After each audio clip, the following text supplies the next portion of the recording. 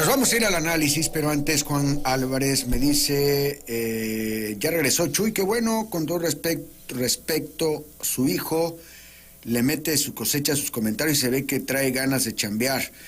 Vladimir Black, Requena está siendo investigado, reportes de inteligencia lo dicen, se tiene que investigar, hay que proponer a otro en lo que se investiga. 4-3, no falles. Gil Chablé, Requena tiene las manos metidas hasta el cuello en la delincuencia organizada. El ejército no lo va a engañar. Paloma López Hidalgo, el gobernador diciendo que no hay grupos delictivos en Tabasco. Que abra los ojos y venga Cárdenas, donde el robo de vehículos a mano armada está a la orden del día. Adolfo Aparicio Bastar, mis respetos para el trabajo que ha hecho Bermúdez en Tabasco. Peter Vaz nos saluda. Rosbel Sánchez, agradecimiento de que acaso no se dan cuenta que la gente vive con miedo hasta de estar en la puerta de sus casas, ya normalizar la inseguridad. Juan Carlos Hernández Sol, la Liga de Básquetbol de Veteranos agradece a Hernán su preocupación por la seguridad de los basquetbolistas. Jaime Lainez, Eliseo Bermúdez es un buen secretario, los resultados lo dicen. Juan Carlos Hernández Sol, nuestra deportiva es zona segura. David Santos, que Dios juzgue. Bere Hernández, avíseme en qué Tabasco viven porque con sus comentarios lo pinta muy bonito. José Pérez Domínguez, Eliseo Bermúdez está trabajando. Oliver Manuel Falcón Morales, hemos tenido periodos donde hemos tenido como ganaderos miedo de ir a trabajar por tanta inseguridad. Yolanda María Huicá Pastor nos saluda. Jorge Cárdenas, Hernán Bermúdez, excelente trabajo que realiza ante la Secretaría de Seguridad y Protección Ciudadana. Recorridos, proximidad ciudadana, el pueblo está con Hernán, felicidades por su excelente labor. Marcus Hernández, qué buena idea les inculcó su padre Chuy, y no recibir dinero a cambio de hablar bien de algún funcionario. La gente se da cuenta de todo ahorita. Escucharemos quién dice la verdad. Señor Magaña, creo que esos comentarios pertenecen a otro Tabasco porque en el que vivimos la inseguridad está a la orden del día. Tauro, toda nuestra admiración para el secretario. Dariana Hernández, saludos de mi familia desde Atasta. Gracias. Manek Martínez, su equipo y usted han hecho un gran trabajo, gracias. O le dicen al secretario, no lo sé, no se dirige aquí a alguien. Diego Rebur, secretario, le apoyamos desde la colonia Tamulté. Fanny Santiago, felicidades secretario. Beto Rodríguez, continúe con su gran labor. Forrest Gump, Einstein, caray. Los hechos dicen más que 1000 palabras, las mentiras y calumnias son de cobardes. David Rojas, saludos a Hernán Bermúdez, de su amigo David. Bernardo Correa, excelente trabajo Hernán. César López Gómez, excelente trabajo. Delfidio Sánchez Pérez, felicidades secretario. Carlos Hernández, excelente. Nori Talita Kumi, toda una trayectoria excelente. Alguien de apellido Bayón Hernández, el señor secretario, siga con mano firme. Carlos Hernández, muy buena trayectoria. Forripio Ahumada, felicidades. Tauro, Jesús López, excelente trabajo. Daniel Díaz, excelente trabajo. En fin, hay muchísimos más, pero vamos a irnos ya al tema, porque las críticas de los fatalistas y las lisonjas de los fanáticos andrés manuelistas luego no nos dejan ver la realidad de las cosas y se desvirtúa esta ante los calificativos extremos de unos y de otros. Para unos el país se cae en pedazos ante el desastroso manejo que ha hecho este gobierno de la política económica, mientras para otros este es el mejor gobierno de todos los tiempos y todo lo hace muy bien. Pero ¿cuál es la realidad de este país? ¿Cuál es nuestra realidad? El economista Emilio de Igartúa es alguien que tiene la facilidad de explicar los asuntos de la economía de forma fácil, concisa, coloquial, para que todos podamos entender aquello que para muchos es imposible de cachar. Y es por eso que hoy lo he invitado a que nos explique los indicativos económicos del país. Emilio, ¿cómo estás? Qué gusto saludarte. Chuy, como siempre es un placer y me uno a al recordatorio de esto centenario de vida de tu padre. Quienes tenemos el honor de trabajar en esta casa, pues siempre sentimos este viento que él dejó y sobre todo el compromiso, ¿no?, de hacer de esta casa editorial pues un espacio de libertad y de planteamientos, como pide tus escuchas de manera reiterada, pues de estar lo más cerca de la verdad. Quienes trabajamos en comunicación, tú lo sabes, este tema de que seamos imparciales es algo imposible, ¿no? Sí. Siempre estamos, obviamente, en alguna de las... Yo les comento a quienes hablan de equilibrios, de guardar equilibrios, objetividad y todo, que es como ir en una cuerda, o en una de esas calles donde pintan una raya muy delgadita en medio, va uno y a veces sale un poquito para un lado, a veces usa un poquito para otro, no se puede ir exactamente en el centro, es prácticamente imposible. Pues así en la comunicación. Pues Emilio, qué bueno que estás aquí, gracias por tus palabras y por el recuerdo a mi padre. Pero bueno, empecemos por el endeudamiento. Te pido el mayor esfuerzo de síntesis. De síntesis por las cuestiones de tiempo, que son muchos temas que quisiera yo que abordáramos. Entonces, empezamos por el endeudamiento. A pesar de que el presidente ha dicho que no se iban a pedir préstamos al exterior, el secretario de Hacienda acaba de reconocer que la deuda país ha crecido un 7%. Explícanos, por favor. Bueno, mira, el tema del endeudamiento en México es un tema que da para muchas horas de plática, y recordamos sobre todo cuando transitamos del periodo que se llamó del milagro mexicano, que fue estos gobiernos de los años 50 hasta los 70, pues hubo un crecimiento económico muy significativo. México había transitado de un modelo de economía hacia afuera a un modelo de economía hacia adentro. ¿Qué significa esto? Que durante mucho tiempo, antes de la crisis de 1929, México exportaba grandes cantidades de productos, sobre todo del campo. Y cuando se da la crisis del 29, México, entre otros, Colombia, Chile, Argentina, Brasil, transitamos un proceso de necesaria industrialización del país, ¿no? Y eso permitió cambiar también nuestras expectativas. En México pasamos de ser un país netamente agrícola, del sector primario, a un sector más importante secundario, y después van a un sector terciario. Y para cuando termina este proceso, que trae cosas muy importantes en el país, una de las causas, por ejemplo, del movimiento del 68 es precisamente ese quiebre del modelo del milagro mexicano, que generó muchos recursos para el país, que hubo un crecimiento de las clases medias, hoy tan vilipendiadas, ¿no? Porque no sé que somos muy aspiracionistas, pero bueno, las clases medias fueron fundamentales. Se crearon en el país, sobre todo después de la expropiación petrolera, pues instituciones educativas como el Politécnico Nacional, se fortaleció la Universidad Nacional Autónoma de México, o sea, un crecimiento económico, pero fue fondeado. Y había obra. Había obra pública, bueno, todos recordamos la Secretaría de Comunicaciones y Obras Públicas, ¿no? Que hizo carreteras. Aquí en Tabasco vimos pasar el Tren del Sureste, o sea, pero esos recursos fundamentalmente se fondeaban con la captación de propios recursos del país.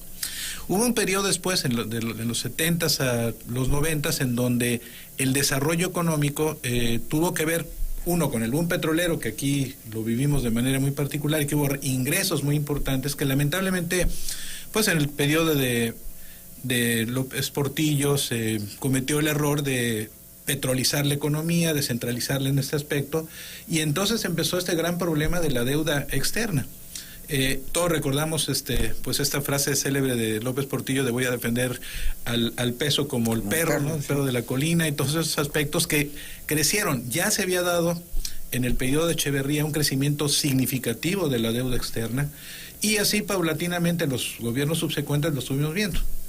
Paro ahí para atender tu indicación de que no sabemos, no me habré mucho, pero cuando se da la campaña electoral del 2018, que finalmente resulta vencedor del Manuel López Obrador con Morena y sus aliados, pues una de las propuestas fundamentales de López Obrador fue no endeudar más al país, sobre todo porque habíamos llegado ya a un momento crítico en donde estábamos llegando cerca del 50% del Producto Interno Bruto destinado al tema del pago de la deuda. Y yo quisiera, bueno, los que nos están escuchando, algunos que son más o menos de nuestra edad, pues recordarán cuando llega a la presidencia Miguel de la Madrid Hurtado.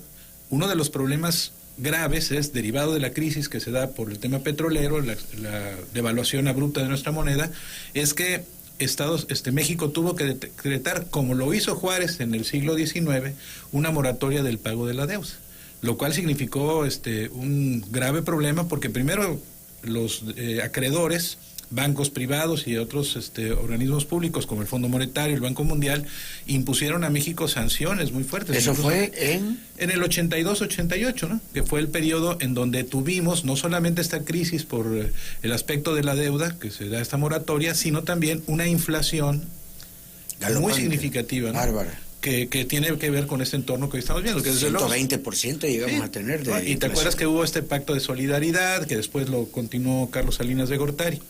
Entonces el tema de la deuda externa en América Latina es un problema muy grave, es un problema serio.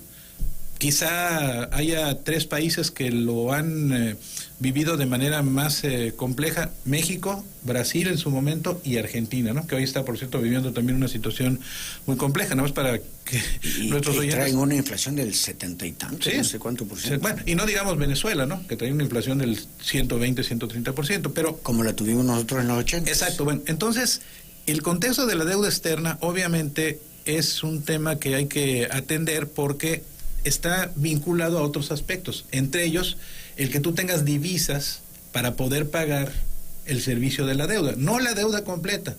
Lo que han hecho los gobiernos en las últimas administraciones es reducir de alguna manera el flujo de caja, establecer ciertos componentes para reducir las tasas de interés, pero hay un componente que creo que es muy importante atenderlo y entenderlo hoy, porque es el tema de la estabilidad monetaria. Algo que, diríamos, los críticos del gobierno de Andrés Manuel López Obrador y la llamada Cuarta Transformación, es que hablan precisamente de lo que tú la presentación de esta sección estableces, pues que eso ha sido una crisis, que son malas acciones gubernamentales, pero aún los más críticos, en un momento determinado, tienen que, diríamos, aceptar que si bien la crítica constante del gobierno en turno es el tema del neoliberalismo, esos 30 años de entrega a una visión nacida en Washington, con el consenso de Washington en los años 90 del siglo pasado, es que ha habido una disciplina importante en el aspecto de la deuda externa. Si tú comparas este 7% con los 14, 15 o 20% más que se dieron en otras administraciones, inclusive en las 2 administraciones del Partido Acción Nacional, pues...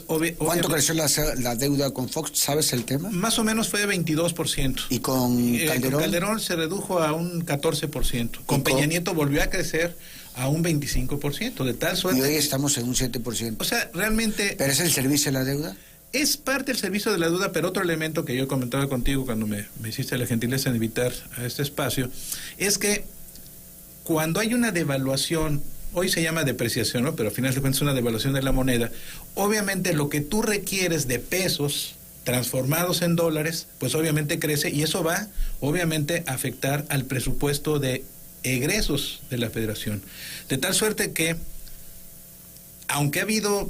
diríamos, variaciones muy reducidas. Hay que decir que en los 4 años de gobierno, incluyendo el tiempo de la pandemia, que fue un momento muy complejo, nuestro peso se ha mantenido, y es dentro de hoy, por ejemplo, está una nota que es de las 3, diríamos, monedas de la canasta, ¿no?, internacional, que más estabilidad ha tenido, y sobre todo que se ha apreciado más en ese contexto. No obstante que Estados Unidos, que vive una situación muy compleja de una cuasi ya recesión económica, hoy hay una reunión del Fondo Monetario Internacional y la presidenta del fondo dice, es inminente la recesión económica porque estamos observando esta... ¿Nos arrastra?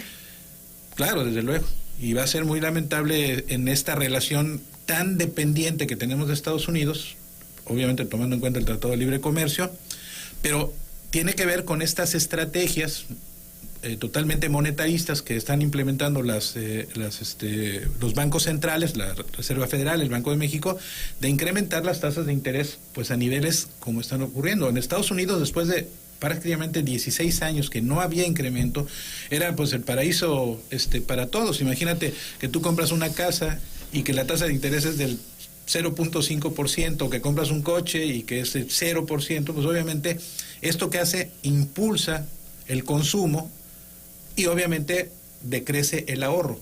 Hoy estamos observando que si tú tienes la fortuna, ¿no?, de tener una cantidad de recursos en el banco, hace un año te daba una cantidad muy precaria, mínima, y hoy pues te da una cantidad que te permite, oye, me estoy recibiendo buen dinero. Sí, lo que pasa es que cuando vas al mercado te encuentras con que las cebollas han incrementado el 25% y las tortillas el 45%. Entonces, es un contexto complejo, pero diremos que si hay que ser justos, me parece que la estrategia macroeconómica que ha seguido el gobierno a lo largo de este tiempo ha sido muy cuidadosa, ha sido tan neoliberal como había sido durante mucho tiempo, y eso, bueno, hasta el propio presidente lo ha tenido que reconocer, ha sido en extremo cuidadoso.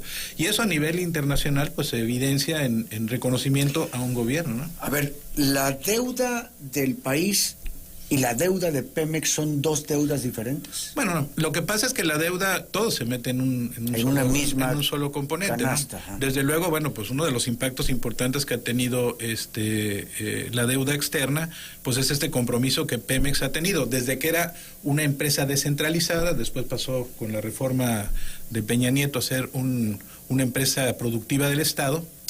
Pero bueno, pues el endeudamiento de Pemex, que también es un tema... Pero es lo que pasaba siempre, ¿no? Necesitabas dinero y endeudabas a Pemex. Bueno, recuerda que endeudabas a Pemex. Porque Pemex en un tiempo, diríamos entre los años 60 y sobre todo 70, 80, pues era llamada la caja del gobierno mexicano. De ahí se tomaban recursos para hacer, sobre todo cuando se petrolizó la economía. Pero también los críticos del gobierno de Andrés Manuel López Obrador, cuando se refieren al caso de Pemex, han querido olvidar o no reconocen que todo este endeudamiento creciente de Pemex derivado de dos elementos fundamentales. Una estrategia fiscal inadecuada que tuvo que ver desde los años 70 hasta principios del 2000, y la otra, pues que deriva de la reforma energética del 2013. O sea, es evidente y no hay forma de que los que defendieron y apoyaron esa iniciativa de reformas, 13 reformas que se dieron en un solo momento, pero me refiero a la energética, que el propósito era terminar con la Comisión Federal de Electricidad y terminar con Pemex, ¿no? Y en ese contexto, pues se da el trasiego entre el 2013 y el 2018, y lo que hereda la actual administración, pues es dos empresas en crisis, pero dos empresas que son fundamentales, pues para un proyecto que es el que defiende el presidente de la República. Y ahí podríamos entrar también en esta situación. Yo creo que ya el tema de la energía fósil, pues es algo que tenemos que ir abandonando, pero a final de cuentas hoy lo que está planteando el presidente de la República con el tema de las refinerías y con esta producción interna de gasolinas es resolver también un tema que se les olvida a algunos, que hoy dicen, oye, porque además es paradójico.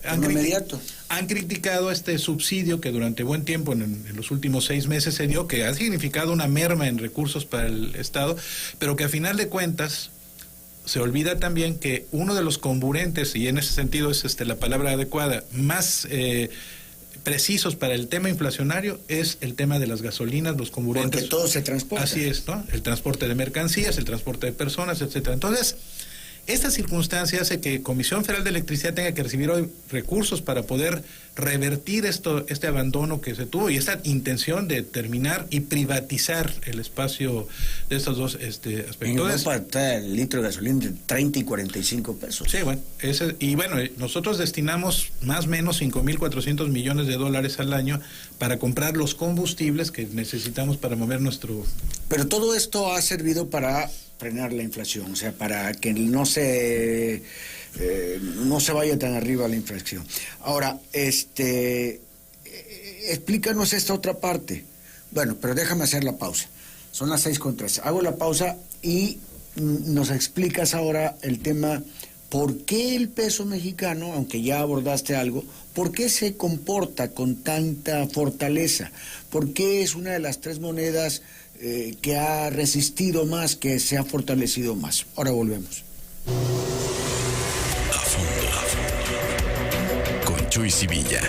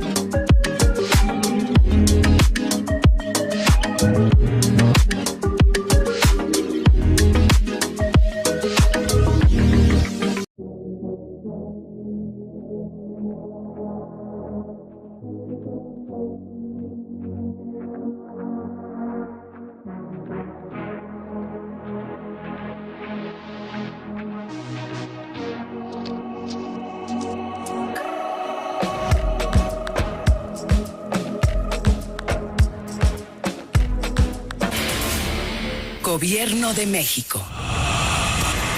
Porque hay que decirlo. Vamos a fondo con Chuy Sevilla. Son las 6 de la tarde con 17 minutos. El peso como que se revalúa, válgase la expresión, llegó a estar a 22, 23 pesos y ha ido caminando 19.70, 19.90 estuvo hace poco, no sé cómo haya amanecido hoy, pero se ha, como tú lo mencionaste un momento, calificado como una de las 3 monedas con más fortaleza. ¿En qué consiste la fortaleza? El Bueno, peso primero ha aguantado tanto cuando las otras monedas, bueno, el euro se ha desplomado, andaba en 26 pesos por euro y hoy anda pues a la par con el dólar. Sí, ya está nuevamente en su nivel inicial de cuando se generó el euro con el Tratado de Maastricht. Bueno, hay que recordar a nuestros televidentes, radioescuchas y todos los que nos están viendo en este momento. Redevidentes. Es que México durante mucho tiempo vivió un proceso de lo que se llama este tipo de cambio fijo, ¿no? Que deriva de los acuerdos de Bretton Woods que se dan después de la Segunda Guerra Mundial, en donde Estados Unidos asume este liderazgo, no solo en el terreno geopolítico, aunque ya había ahí esta polarización con la Unión Soviética entonces, pero se establece, y el Fondo Monetario Internacional, sus primeras funciones era regular los tipos de cambio. Cuando empieza todo este componente de las monedas, y estoy hablando después de la Primera Guerra Mundial, se estableció que había que tener oro para poder tú reforzar tu moneda.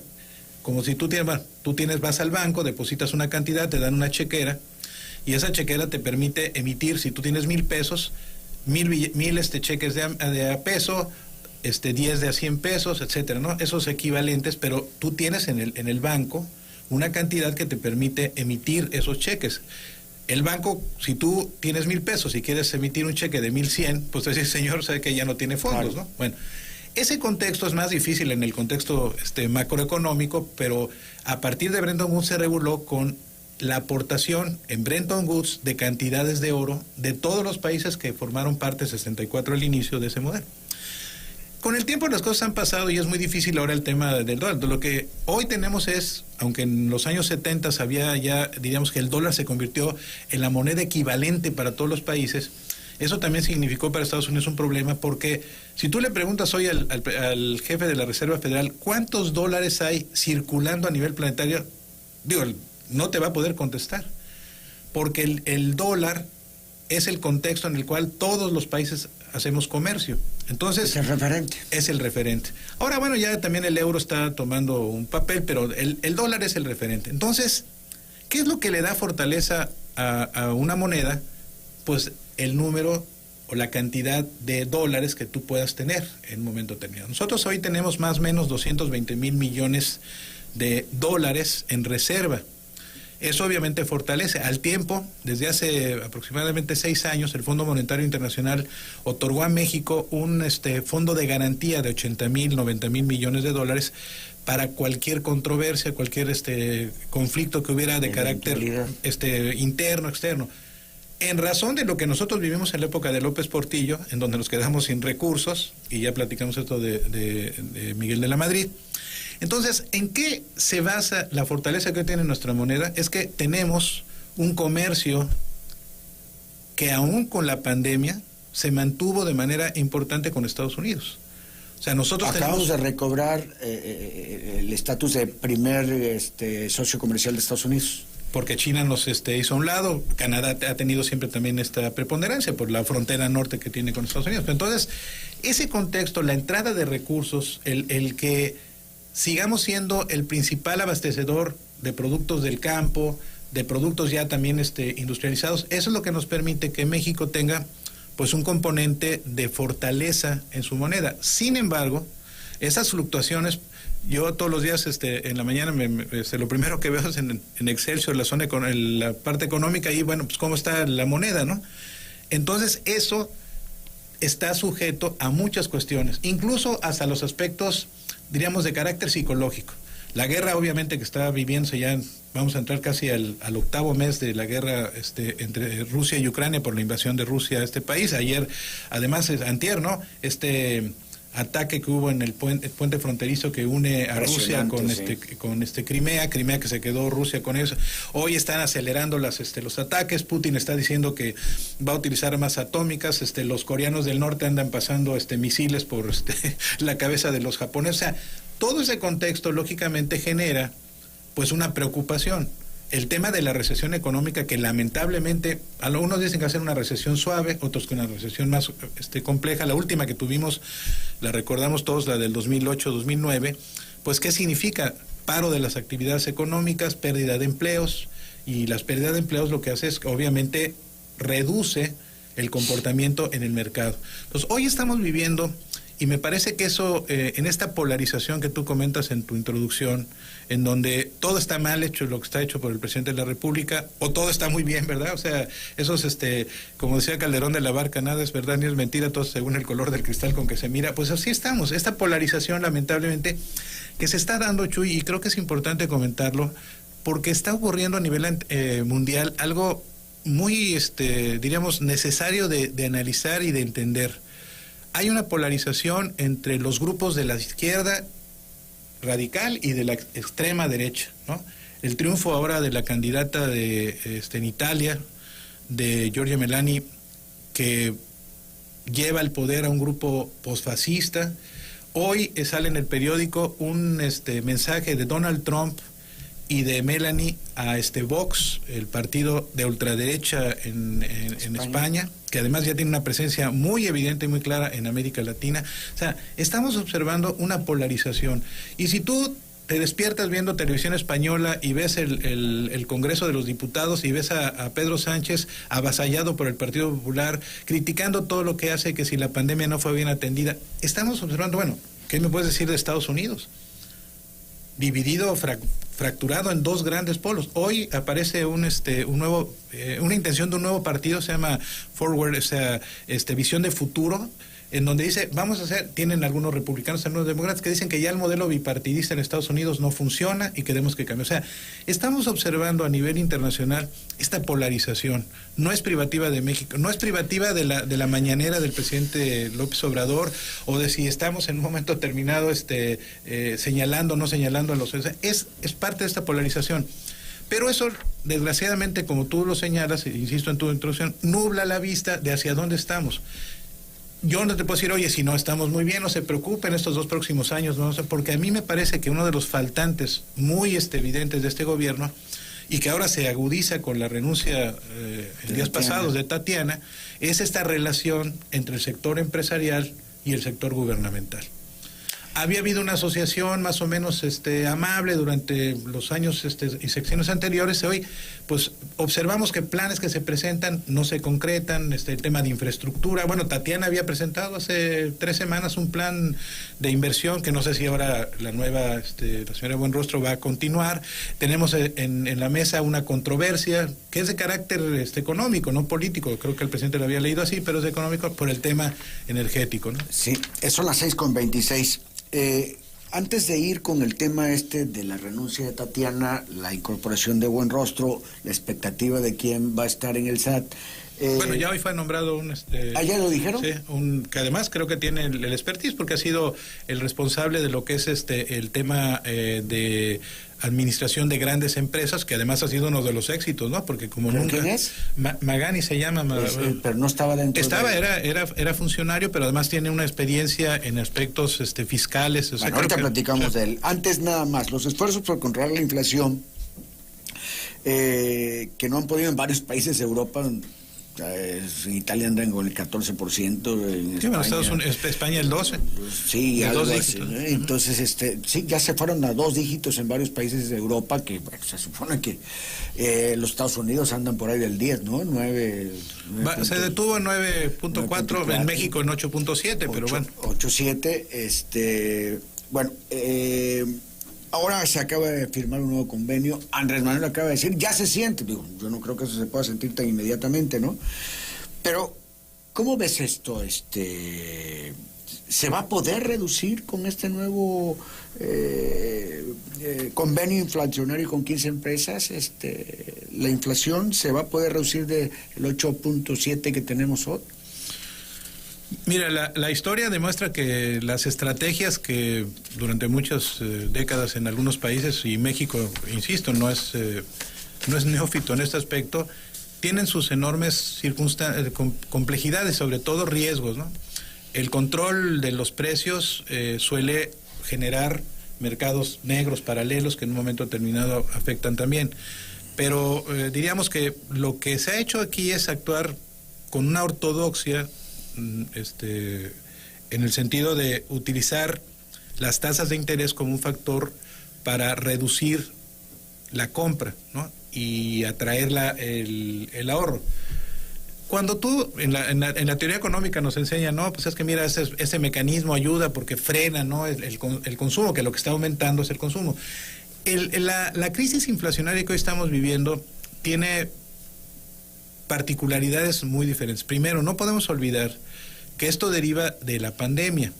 O sea, antes de la pandemia teníamos un esquema muy estable de precios, y eso, bueno, se puede observar en las estadísticas. Viene la pandemia, lo primero que hace por la decisión de las autoridades, de todos modos, no haciendo mucho caso a la OMS, porque aquí la OMS, la verdad que tuvo un papel muy, muy triste, y la ONU también, pero diríamos, lo que ocurrió es que dijeron, vamos a cerrar la economía, y estuvimos con una economía parada, todos en nuestras casas, consumiendo lo mínimo necesario.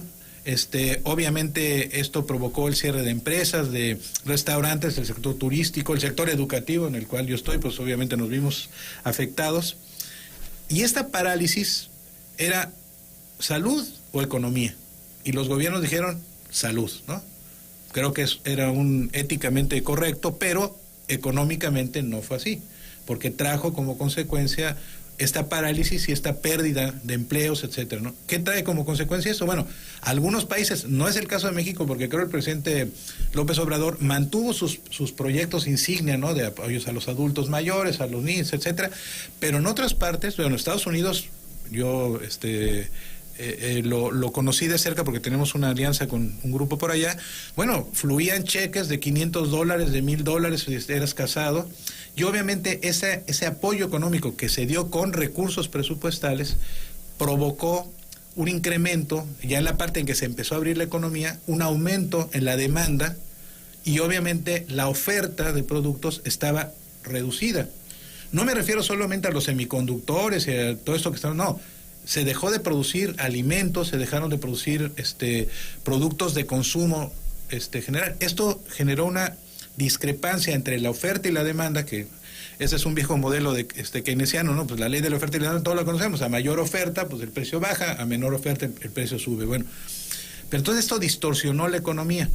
Pero para acabarla de amolar, terminamos con este proceso de la pandemia en esta fase, y entonces viene el 24 de febrero pasado esta invasión de Rusia a Ucrania, dos países con componentes económicos quizá no de un nivel industrializado muy alto, pero los productores más importantes de granos en el planeta, quizás solo se puede comparar en América Latina con Argentina, que dejaron de producir.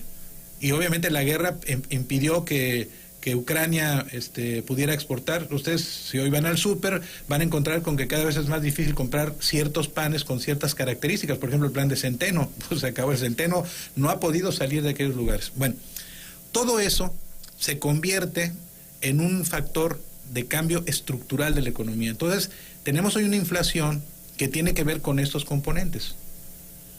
No es una inflación parcializada de un país, sino es una inflación global.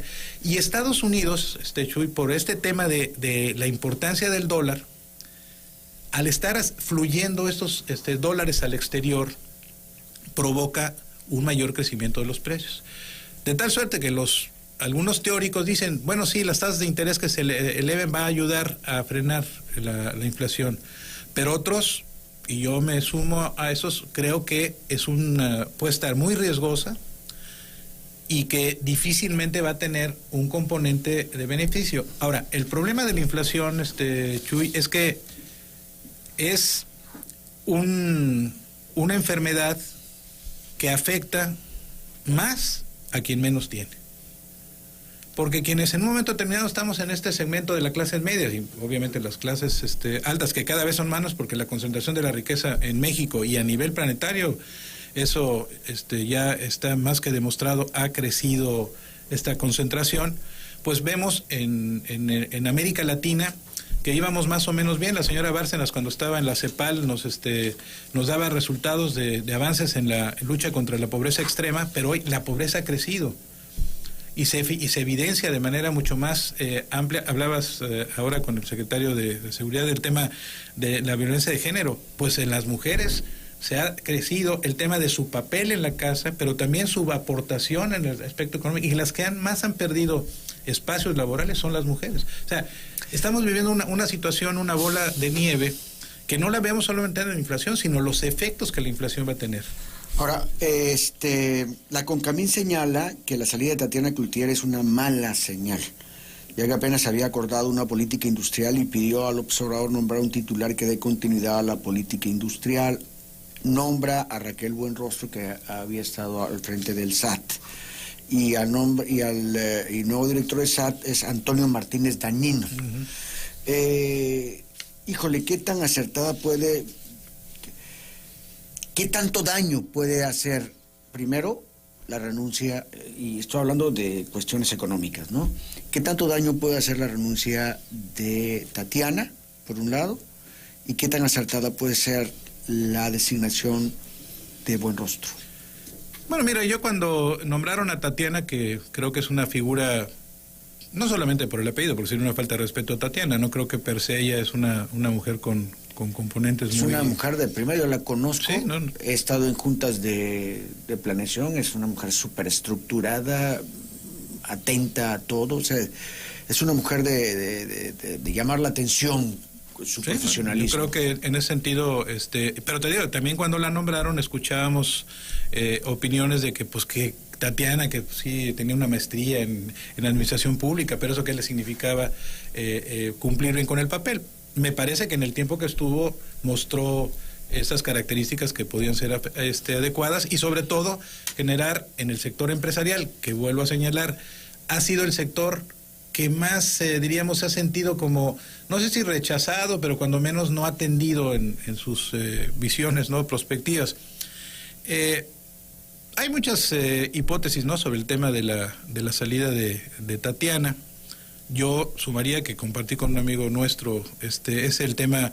Ella manifestó hace aproximadamente un mes su inconformidad por el tema de mantener al ejército en las calles, pudiera ser uno de los factores, pero al tiempo, bueno, sí creo que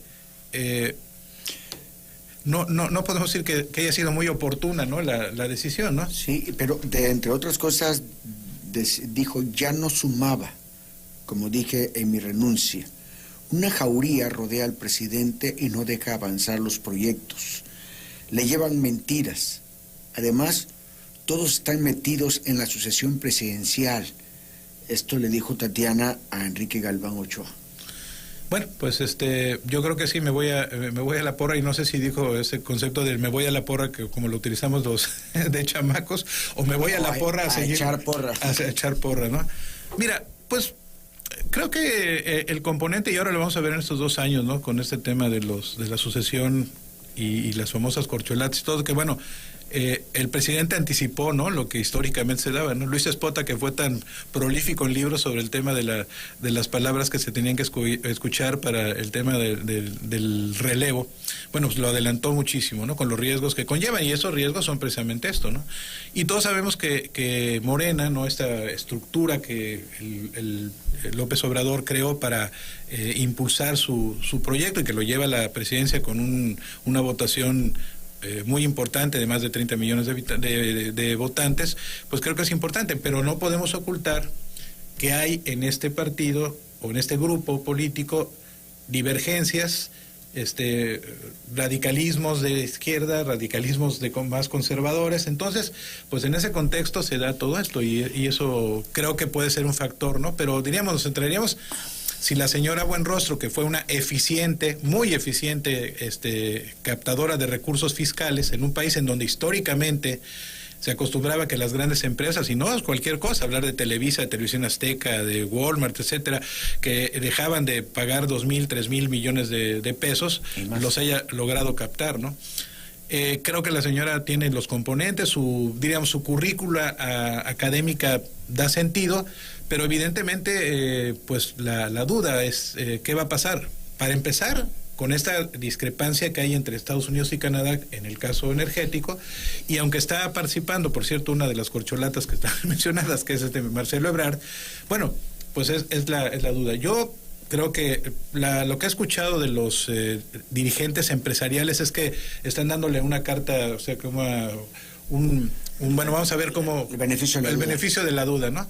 Yo creo que la señora Buenrostro tiene los componentes para hacer, pero diríamos, el entorno no es fácil, y sobre todo porque la pregunta, Chuy, es, bueno, ¿qué va a pasar en estos 2 próximos años? Porque lo que es evidente es que los recursos destinados a los programas significativos a los que el presidente ha defendido, pues están garantizados por la Constitución. Pero digamos, la Constitución no es la generadora de los recursos. No garantiza el dinero. Así es. Entonces necesitamos que eso se dé porque, bueno, son programas que creo que todos aceptamos que son importantes. La otra cuestión es que quien genera la riqueza en un país, y ese es un país capitalista todavía, ¿no? Aunque alguien habla de otras componentes y siempre señala que si Venezuela y que si Bolivia, etcétera, pero ese es un país capitalista con un componente capitalista, y quien genera los con rasgos socialistas. Pues mira, desde siempre se habló, y esto es un tema... Pero me refiero histórico. a rasgos, no me refiero a ser socialista. Pero bueno, se habló en la época del general Cárdenas de un socialismo, ¿no? Se habló en la época de Echeverría, ¿no? Pero digamos, nosotros tenemos un modelo que además está claramente establecido en la Constitución, que todavía no se ha modificado, el artículo 28, somos una economía social, una vinculación entre el mercado y el Estado. Creo que en esta administración lo que ha habido más Estado que mercado. Entonces, creo que habría que ir viendo, sobre todo en la transición, porque ya hablamos de estabilidad del peso, ya hablamos de que en el contexto macroeconómico hemos sido cuidadosos, pero digamos, tenemos en la historia esas transiciones sexenales, la recordamos, la de Echeverría con López Portillo, la de López Portillo con Miguel de la Madrid, la de Miguel de la Madrid con Salinas de Gortari, la de Salinas con Zedillo, que fueron muy complejas, con devaluaciones fuertes de la moneda, con crisis económica. Entonces, lo que se transita, porque hoy las estadísticas o las encuestas te dicen que, bueno, es muy factible en porcentaje que haya una transición y que vuelva a gobernar quien sea el candidato o candidata Morena, pero la cuestión es que qué va a pasar con la economía, y en ese sentido lo que se ha construido en este escenario de estos 4 años y los 2 que faltan, creo que tiene que pasar por una revisión de los aspectos productivos, no del Estado, sino del Estado con el sector empresarial, ¿no? En 30 segundos, recesión inminente en Estados Unidos y todo el marco que hemos estado viendo, guerra, Ucrania, Rusia, los resabios de la pandemia, etcétera.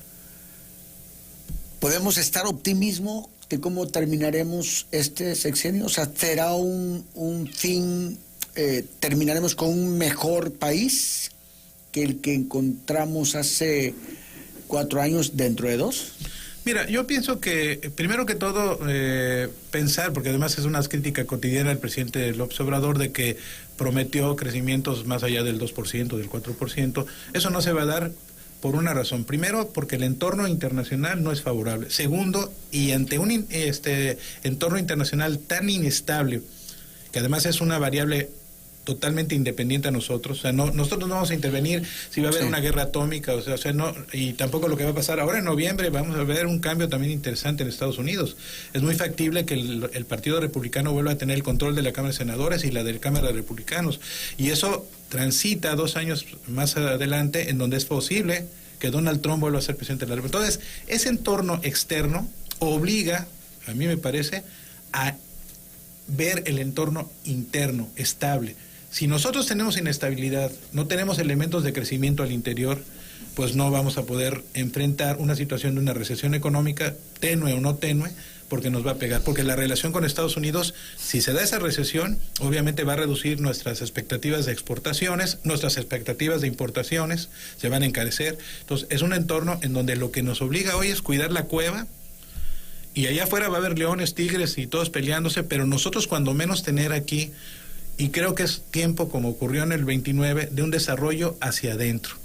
Es la parte fundamental. Tenemos que crecer en lo interno, fortaleciendo nuestros empleos, atendiendo el tema de la pobreza, porque lamentablemente, no por errores de la administración actual, sino porque las circunstancias llevaron a esto, estamos teniendo hoy nuevamente mucha marginación, mucha pobreza, y me parece que son los elementos que se tienen que atender.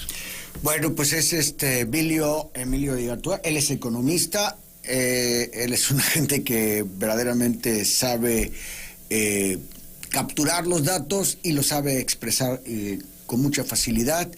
Él es nuestro compañero aquí también en la VT y es el rector de la Universidad Olmeca. Y hoy le agradezco ampliamente a Emilio que nos haya acompañado, que nos haya ayudado a entender un poquito estas cosas de economía que siempre se nos complica más. Muchas gracias, Emilio. No, Chuy, al contrario, es un placer estar contigo y con el aprecio y el cariño que te tengo y a toda tu familia. Muchas gracias.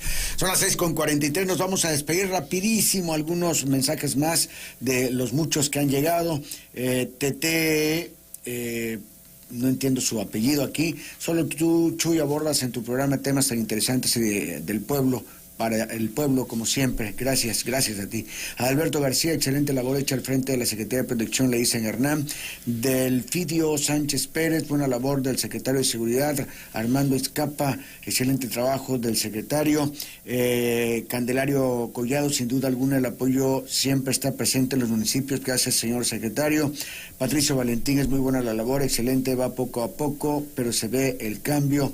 José Luis Ricardes Vargas pregunta, ¿quién pagó a Guacamaya para hacer el hackeo?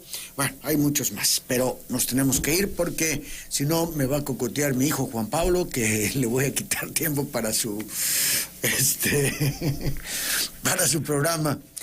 Vamos a ir a algo de música, todavía alcanza para escuchar, para además ponernos al día con la programación, y enseguida a las 7 en punto de la noche nos seguimos con Reporte de la Noche con Juan Pablo Sevilla Telles y todo el equipo. Ya recuerden que a las 9 de la noche vamos a irnos también con el psicólogo Paco Evia y Vive Hoy. No se lo pierdan porque son programas muy motivadores, es un programa que nos ayuda mucho. Y además recuerden que mañana temprano a las 5 de la mañana Carlos Arturo Cabral Aguilar les espera en Amanecer de mi Tierra. A las 6, Hugo Triano, el equipo con el servicio social, con los avances informativos en Buenos Días Telereportaje, y luego a las 7 de la mañana Telereportaje, Manuel Sevilla y todo el gran equipo. ¿Cuándo tu programa? Los miércoles. Pasado mañana. Pasado mañana miércoles, a partir de las 5 de la tarde. De las 6. De las 6 de la tarde. tarde. ¿Cómo ves? Porque entonces Julio Zapata se va a enojar. De las 6 de la tarde. Ahí pueden escuchar a Emilio y a todo su equipo. Tiene un excelente equipo de analistas y que hacen la opinión. En temas de economía, pero también de política, ¿no, Emilio? Pues te metemos tú. ¿Te acuerdas que, hace ya 19 años vamos a cumplir, cuando platicamos, decimos... ¿Cuándo cumplen los 19? Ya en enero. En enero, 19 años, ándale. No, pues ya nos salieron algunas canas y a ti se te cayeron algunas. A mí se me cayeron todas. Pues muchas gracias, que Dios les bendiga, échenle muchas ganas. ¡Arriba, corazones! ¡Adiós! Los lunes, 4 de la tarde.